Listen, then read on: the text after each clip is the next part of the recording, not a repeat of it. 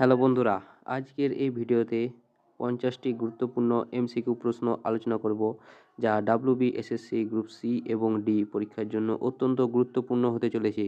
তো তোমরা অবশ্যই জানাবে যে এই 50টি প্রশ্নের মধ্যে কতগুলি প্রশ্নের উত্তর দিতে পারলে। তো চলো শুরু করি আজকের প্রথম প্রশ্ন দিয়ে। তো দেখো আজকের প্রথম প্রশ্ন, ভারতের সংবিধানের কত নম্বর ধারায় অস্পৃশ্যতা দূরীকরণ সম্পর্কে বলা হয়েছে? ভারতের সংবিধানের কত নম্বর ধারায় অস্পৃশ্যতা দূরীকরণ সম্পর্কে বলা হয়েছে? তো এখানে সঠিক উত্তর হলো অনুচ্ছেদ বা আর্টিকেল 17 নম্বর ধারায় বলা হয়েছে অস্পৃশ্যতা নিষিদ্ধ করা কথা, এবং একে দণ্ডনীয় অপরাধও বলা হয়েছে এই 17 নম্বর অনুচ্ছেদেই বলা হয়েছে। পরবর্তী প্রশ্ন, পশ্চিমবঙ্গের দীর্ঘতম নদীর নাম কি? পশ্চিমবঙ্গের দীর্ঘতম নদীর নাম কি? তো পশ্চিমবঙ্গের দীর্ঘতম নদী হলো গঙ্গা নদী। গঙ্গা নদী, যা ভাগীরথী হুগলি নামে পশ্চিমবঙ্গের মধ্য দিয়ে প্রবাহিত হয়ে বঙ্গোপসাগরে মিশেছে। তো পশ্চিমবঙ্গের দীর্ঘতম নদীর নাম হলো গঙ্গা। পরবর্তী প্রশ্ন, কোষের শক্তিঘর কাকে বলা হয়? কোষের শক্তিঘর কাকে বলা হয়? তো এখানে সঠিক উত্তর হলো মাইটোকন্ড্রিয়া। মাইটোকন্ড্রিয়াতে কোষের প্রয়োজনীয় শক্তি উৎপন্ন হয় বলে একে কোষের শক্তিঘর বলা হয়, মাইটোকন্ড্রিয়াকে। এবং লাইসোজোমকে কি বলা হয় তা অবশ্যই তোমরা কমেন্ট বক্সে কমেন্ট করে জানাবে। পরবর্তী প্রশ্ন, বক্সা ব্যাঘ্র সংরক্ষণ প্রকল্প পশ্চিমবঙ্গের কোন জেলায় অবস্থিত? বক্সা ব্যাঘ্র সংরক্ষণ প্রকল্প পশ্চিমবঙ্গের কোন জেলায় অবস্থিত? তো এখানে সঠিক উত্তর হলো আলিপুরদুয়ার। আলিপুরদুয়ার জেলায় অবস্থিত হলো এই বক্সা ব্যাঘ্র সংরক্ষণ প্রকল্প, আলিপুরদুয়ার জেলায় অবস্থিত। পরবর্তী প্রশ্ন, পলাশির যুদ্ধ কত সালে হয়েছিল? পলাশির যুদ্ধ কত সালে হয়েছিল? তো এখানে সঠিক উত্তর হলো 1757 সালের 23শে জুন। 1757 সালের 23শে জুন নবাব সিরাজউদ্দৌলা এবং রবার্ট ক্লাইভের মধ্যে এই যুদ্ধটি হয়েছিল। 1757 সালে পলাশি যুদ্ধ হয়েছিল। পরবর্তী প্রশ্ন, বাতাসে শব্দের বেগ প্রায় কত? বাতাসে শব্দের বেগ প্রায় কত? তো এখানে সঠিক উত্তর হলো 332 মিটার পার সেকেন্ড থেকে 343 মিটার পার সেকেন্ড। শব্দের গতিবেগ 332 মিটার পার সেকেন্ড থেকে 343 মিটার পার সেকেন্ড। পরবর্তী প্রশ্ন, কে বাংলার আকবর নামে পরিচিত? কে বাংলার আকবর নামে পরিচিত? তো এখানে সঠিক উত্তর হলো আলাউদ্দিন হোসেন শাহকে। আলাউদ্দিন হোসেন শাহকে বাংলার আকবর বলা হয়, কেননা তার উদারতা এবং হিন্দু মুসলিম সম্প্রীতির জন্য তাকে বাংলার আকবর বলা হয়, আলাউদ্দিন হোসেন শাহকে। পরবর্তী প্রশ্ন, ভিটামিন সি এর রাসায়নিক নাম কি? ভিটামিন সি এর রাসায়নিক নাম কি? তো এখানে সঠিক উত্তর হলো ভিটামিন সি এর রাসায়নিক নাম অ্যাসকর্বিক অ্যাসিড। অ্যাসকর্বিক অ্যাসিড হলো ভিটামিন সি এর রাসায়নিক নাম, এবং রেটিনল হলো ভিটামিন এ। ভিটামিন এর রাসায়নিক নাম হলো রেটিনল, এবং ক্যালসিফেরল হলো ভিটামিন ডি এর রাসায়নিক নাম। পরবর্তী প্রশ্ন, ভারতের প্রথম নাগরিক কাকে বলা হয়? ভারতের প্রথম নাগরিক কাকে বলা হয়? তো ভারতের প্রথম নাগরিক হলো রাষ্ট্রপতি। ভারতের সংবিধান অনুযায়ী রাষ্ট্রপতি হলো ভারতের প্রথম নাগরিক। পরবর্তী প্রশ্ন, স্বরাজ আমার জন্মগত অধিকার উক্তিটি কে করেছেন বা উক্তিটি কার? স্বরাজ আমার জন্মগত অধিকার। তো এখানে সঠিক উত্তর হলো বাল গঙ্গাধর তিলক এই বিখ্যাত স্লোগানটি দিয়েছেন, এবং ভারতের পূর্ণ স্বরাজের দাবি জানিয়েছিলেন বাল গঙ্গাধর তিলক। তিনি বলেছিলেন এই স্বরাজ আমার জন্মগত অধিকার। পরবর্তী প্রশ্ন, ভারতীয় সংবিধানের কোন অংশে মৌলিক অধিকার বর্ণিত রয়েছে? ভারতীয় সংবিধানের কোন অংশে মৌলিক অধিকার বর্ণিত রয়েছে? তো এখানে সঠিক উত্তর হলো পার্ট 3-তে বা তৃতীয় অংশে। পার্ট 3 বা তৃতীয় অংশে ভারতের মৌলিক অধিকার বর্ণিত রয়েছে, এবং ডিপিএসপি বর্ণিত রয়েছে পার্ট 4-এ।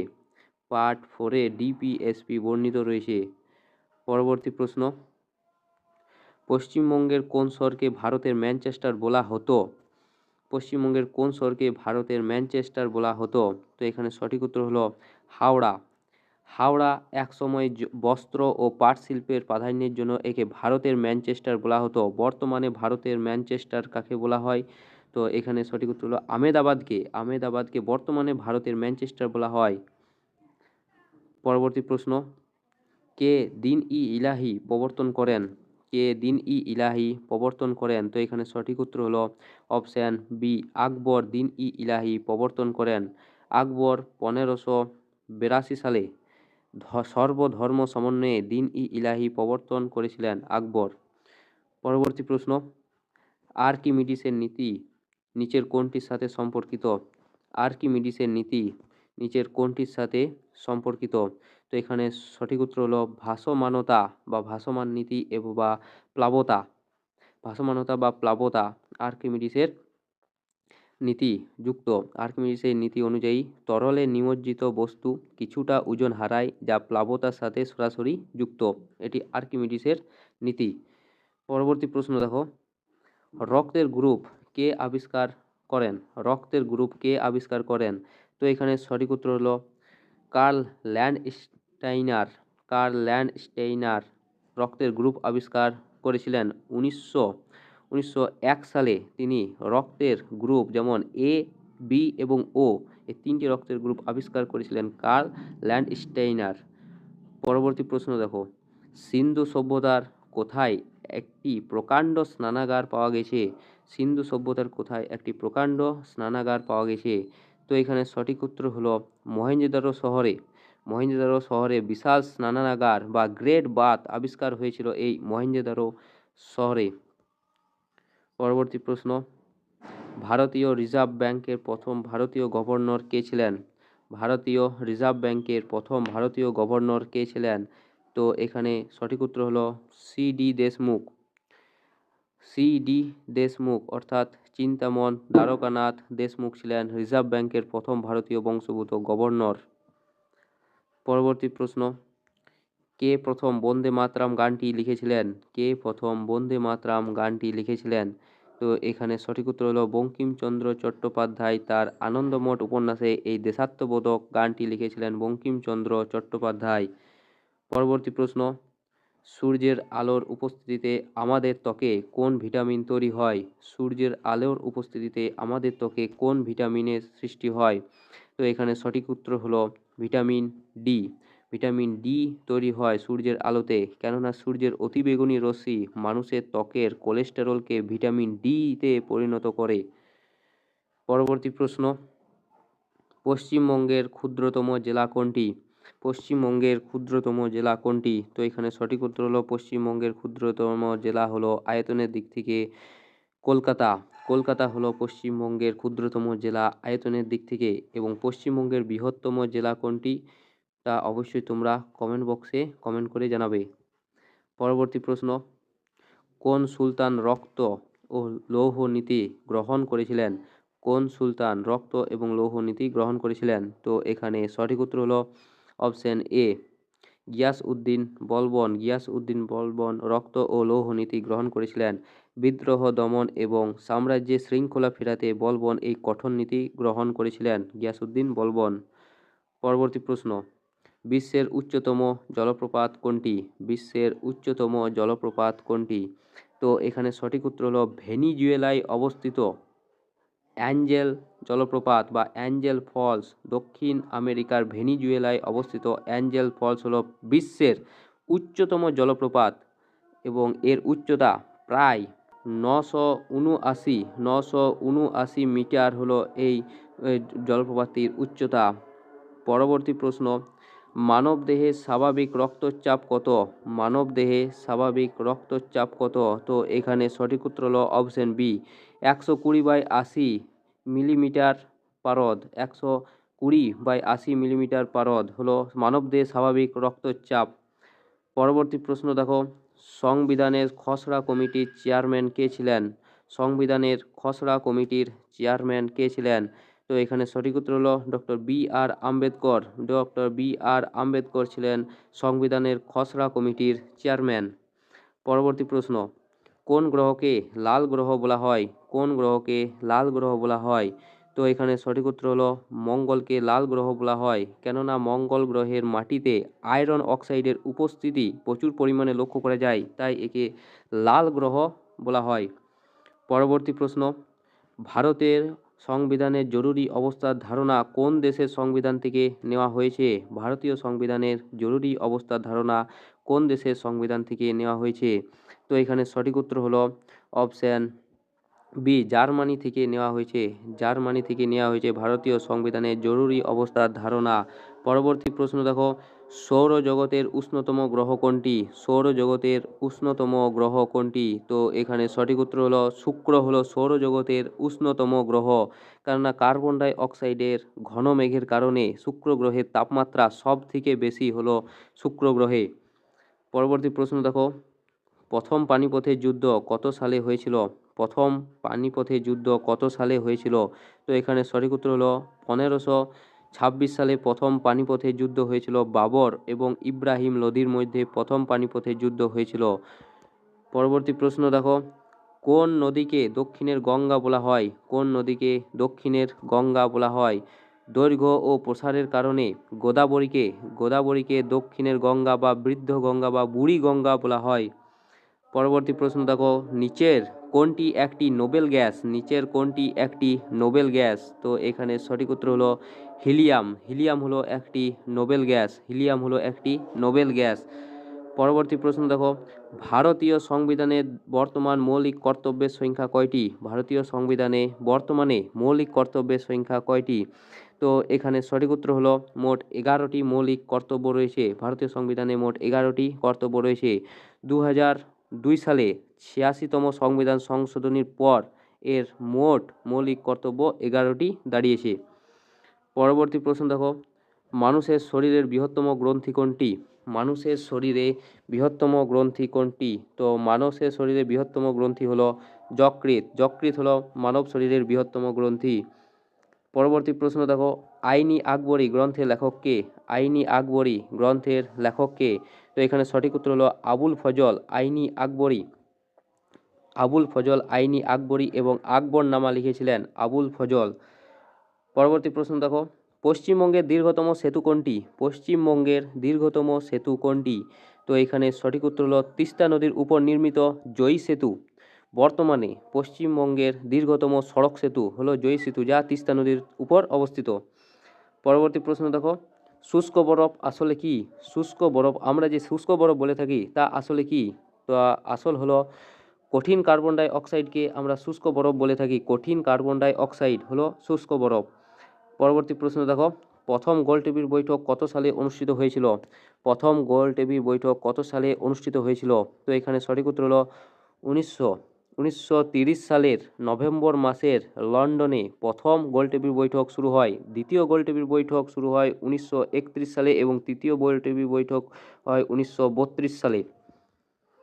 পরবর্তী প্রশ্ন, পৃথিবীর যমজ গ্রহ কাকে বলা হয়? পৃথিবীর যমজ গ্রহ কাকে বলা হয়? তো শুক্র গ্রহের আকার ও ঘনত্ব অনেকটা পৃথিবীর মতো হওয়ায় একে পৃথিবীর যমজ গ্রহ বলা হয় শুক্র গ্রহকে। পরবর্তী প্রশ্ন, নিচের কোনটি একটি ভাইরাস ঘটিত রোগ? নিচের কোনটি একটি ভাইরাস ঘটিত রোগ? তো এখানে সঠিক উত্তর হলো ডেঙ্গু। ডেঙ্গু হলো একটি ভাইরাস ঘটিত রোগ হলো ডেঙ্গু। ডেঙ্গু হলো ভাইরাস ঘটিত রোগ। আর ডেঙ্গু রোগের ভাইরাস কি তা অবশ্যই তোমরা কমেন্ট বক্সে কমেন্ট করে জানাবে। পরবর্তী প্রশ্ন দেখো, কে ভারতের নেপোলিয়ান নামে পরিচিত? কে ভারতের নেপোলিয়ান নামে পরিচিত? তো এখানে সঠিক উত্তর হলো সমুদ্রগুপ্ত। সমুদ্রগুপ্ত ভারতের নেপোলিয়ান নামে পরিচিত হলো সমুদ্রগুপ্ত। পরবর্তী প্রশ্ন দেখো, পশ্চিমবঙ্গ রাজ্যের পশুর নাম কি? রাজ্য পশুর নাম কি? পশ্চিমবঙ্গের রাজ্য পশুর নাম কি? তো এখানে সঠিক উত্তর হলো পশ্চিমবঙ্গের রাজ্য পশুর নাম হলো মেছো বিড়াল। মেছো বিড়াল হলো পশ্চিমবঙ্গের সরকারি রাজ্য পশু হলো মেছো বিড়াল। পরবর্তী প্রশ্ন, ইলেকট্রন কে আবিষ্কার করেন? ইলেকট্রন কে আবিষ্কার করেন? তো এখানে সঠিক উত্তর হলো ইলেকট্রন আবিষ্কার করেন J J Thomson. J J Thomson electron আবিষ্কার করেন। তিনি আবিষ্কার করেছিলেন 1897 সালে। 1897 সালে তিনি ইলেকট্রন আবিষ্কার করেছিলেন। পরবর্তী প্রশ্ন, গৌতম বুদ্ধ কোথায় নির্বাণ লাভ করেছিলেন? গৌতম বুদ্ধ কোথায় নির্বাণ লাভ করেছিলেন? তো এখানে সঠিক উত্তর হলো বোধগয়াতে একটি অশ্বত্থ গাছের তলায় ধ্যান করে বুদ্ধ আলোকপ্রাপ্ত বা নির্বাণ লাভ করেন বোধগয়ায় অশ্বত্থ বৃক্ষের তলায়। পরবর্তী প্রশ্ন, বায়ুর গতিবেগ পরিমাপ করার যন্ত্রের নাম কি? বায়ুর গতিবেগ পরিমাপ করার যন্ত্রের নাম কি? তো এখানে সঠিক উত্তর হলো অ্যানিমোমিটার। অ্যানিমোমিটার হলো বায়ুর গতিবেগ পরিমাপ করার যন্ত্র হলো অ্যানিমোমিটার। আর ব্যারোমিটার যন্ত্রের সাহায্যে বায়ুর চাপ মাপা হয়। হাইগ্রোমিটার যন্ত্রের সাহায্যে বায়ুর আর্দ্রতা মাপা হয় এবং থার্মোমিটারের সাহায্যে উষ্ণতা মাপা হয়। পরবর্তী প্রশ্ন দেখো, স্বরাজ দলের প্রতিষ্ঠাতা কে ছিলেন? স্বরাজ দলের প্রতিষ্ঠাতা কে ছিলেন? তো এখানে সঠিক উত্তর হলো চিত্তরঞ্জন দাস এবং মতিলাল নেহেরু স্বরাজ দল প্রতিষ্ঠাতা করেছিলেন। পরবর্তী প্রশ্ন, বায়ুমণ্ডলের মধ্যে কোন গ্যাসের পরিমাণ বেশি? বায়ুমণ্ডলের মধ্যে কোন গ্যাসের পরিমাণ সবথেকে বেশি? তো এখানে সঠিক উত্তর হলো বায়ুমণ্ডলের মধ্যে সবথেকে বেশি পরিমাণ লক্ষ্য করা যায় নাইট্রোজেন, সবথেকে বেশি লক্ষ্য করা যায়। প্রায় বায়ুমণ্ডলে 78% নাইট্রোজেন গ্যাস নিয়ে গঠিত বায়ুমণ্ডলে। পরবর্তী প্রশ্ন, পশ্চিমবঙ্গের বৃহত্তম জেলা কোনটি? পশ্চিমবঙ্গের আয়তনের দিক থেকে বৃহত্তম জেলা কোনটি? তো এখানে সঠিক উত্তর হলো দক্ষিণ চব্বিশ পরগনা হলো পশ্চিমবঙ্গের বৃহত্তম জেলা এবং ক্ষুদ্রতম জেলা হলো কলকাতা আয়তনের দিক থেকে। পরবর্তী প্রশ্ন, রক্তাল্পতা বা অ্যানিমিয়া কোন উপাদানের অভাবে হয়? রক্তাল্পতা বা অ্যানিমিয়া কোন উপাদানের অভাবে হয়? তো এখানে সঠিক উত্তর হলো লৌহ বা আয়রনের অভাবে রক্তাল্পতা বা অ্যানিমিয়া লক্ষ্য করা যায় আয়রনের অভাবে। পরবর্তী প্রশ্ন, রাজ্যসভার সদস্যদের মেয়াদকাল কত বছরের হয়? রাজ্যসভার সদস্যদের মেয়াদকাল কত বছরের হয়?